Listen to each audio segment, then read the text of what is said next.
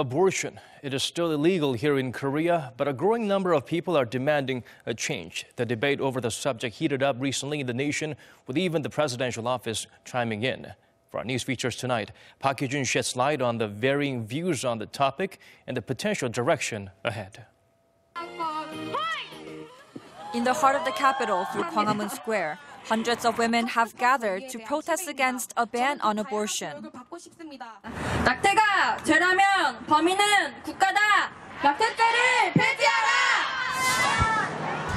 This protest in central Seoul is calling for a change in Korea's anti-abortion law. A controversy between those on the sides of pro-life and pro-choice is brewing in a country where abortion has been illegal since 1953.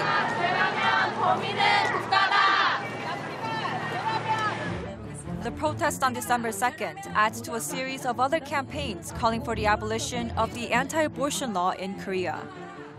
The debate on this topic has been around for decades, but it recently gained major attention after more than 230,000 citizens signed a petition on the presidential office's website demanding the abolishment of the anti-abortion law.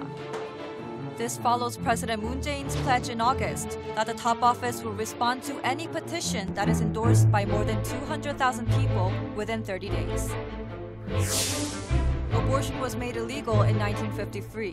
Then, in 1973, the Maternal and Child Health Law was established to accept certain cases from the ban. Under the law, women can have an abortion under limited circumstances, such as rape or incest, when a parent is suffering from a certain disease predesignated by law, and when the pregnancy can jeopardize the mother's life.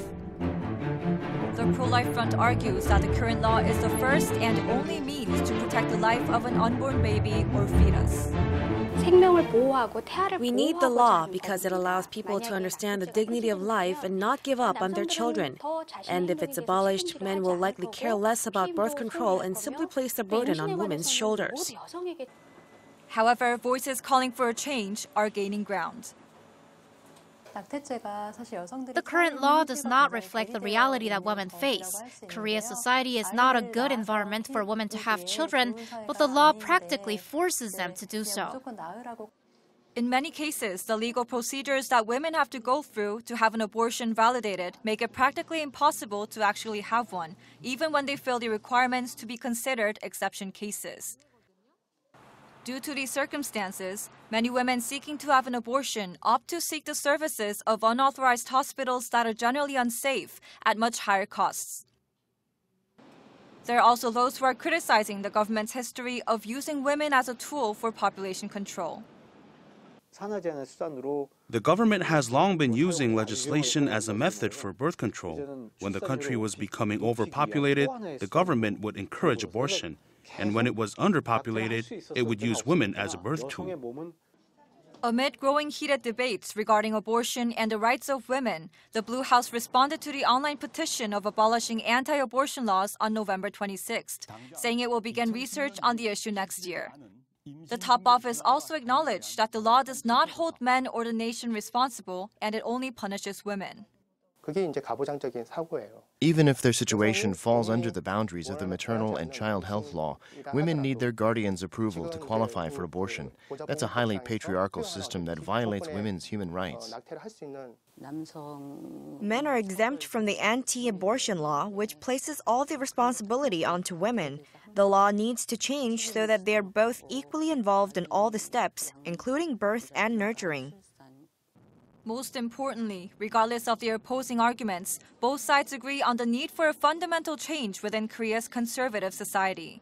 Not only must there be financial support, such as housing and education, but also preventive measures and a safe environment that allow women to decide to have children whenever and with whoever they choose, before even considering having an abortion.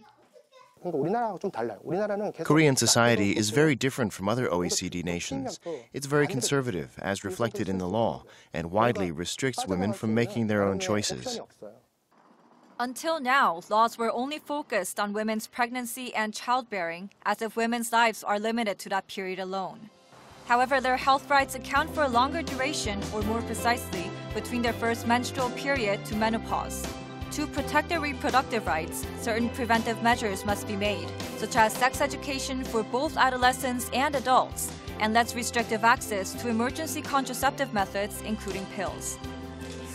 By preventing unwanted pregnancies, it will ultimately lead to a society with less abortions. Hee-jun, Arirang News.